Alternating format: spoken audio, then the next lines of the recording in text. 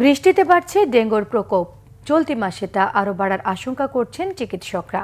গেল 3 দিনে প্রতিদিনই গড়ে 383 জন রোগী ভর্তি হয়েছে দেশের হাসপাতালগুলোতে। অথচ এডিস মশার বিস্তার ঠেকাতে সচেতনতা নেই জনমনে। সিটি কর্পোরেশনও ঠিকমতো ওষুধ দিচ্ছে না বলে অভিযোগ নগরবাসীর। বিস্তারিত মুবাশির আহমেদের রিপোর্টে।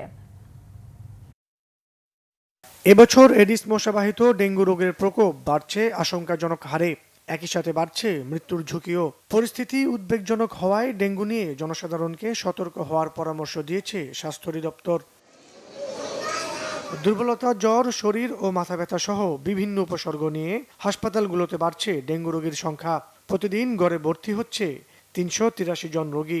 আক্রান্তদের মধ্যে শিশুর সংখ্যা তুলনামূলক বেশি, তাই হাসপাতালগুলোতে খোলা হয়েছে আলাদা ওয়ার্ড। নারায়ণগঞ্জ থেকে আইছি, গতকাল রাত্রে আইছি। এখন মনে হয় সুস্থ আছে, এখন অনেক জ্বর আসছিল, এখন জ্বরটা অনেক কমছে। প্লাটিলেট কম থাকার কারণে ও কিছু খাইতে পারে না। এই সমস্যা নিয়ে 2 দিন যাবত আসছি, জ্বর প্রচন্ড। ঔষধ ছিটায় কিন্তু এরকম মশা উৎপাত কমে না। এখন এটা আর যেভাবে জোরালোভাবে দেওয়ার দরকার ওইভাবে তো মনে হইতেছে না। এদিকে অক্টোবরের শুরু থেকেই অতিবৃষ্টি ও রোদ হচ্ছে। এমন উষ্ণ ও আর্দ্রতা এডিস মশার বংশবৃদ্ধির আদর্শ পরিবেশ। সেই সাথে যোগ হয়েছে শহরের রাস্তা ও বহুতল ভবনের পাশে জমে থাকা ময়লার স্তূপ। স্যাঁতসেঁতে স্থানে প্লাস্টিকের বর্জ্যে জমে থাকছে বৃষ্টির পানি, যাতে জন্মাচ্ছে এডিস মশা। এসব কারণে ডেঙ্গুর প্রকোপ আরও বাড়ার আশঙ্কা করছেন চিকিৎসকেরা। ওয়েদারের সাথে ডেঙ্গুর অনেকটাই সম্পর্ক, কারণ মশার যে ব্রিডিং প্লেসটা এটা হচ্ছে ওয়েদারের সাথে রিলেটেড।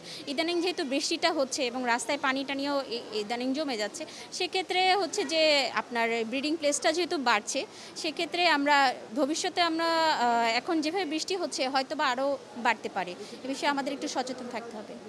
চলতি বছরের সেপ্টেম্বরে সবচেয়ে বেশি ডেঙ্গুর প্রাদুর্ভাব বেড়েছিল। আক্রান্ত হয়েছিল 15,866 জন, মৃত্যু হয়েছে 76 জনের। তবে অক্টোবরের শুরুর 3 দিনেই ডেঙ্গুতে মৃত্যু হয়েছে 4 জনের, আর হাসপাতালে এখন পর্যন্ত ভর্তি হয়েছেন 1149 জন। মুবাশির আহমেদ, বাংলা ভিশন, ঢাকা।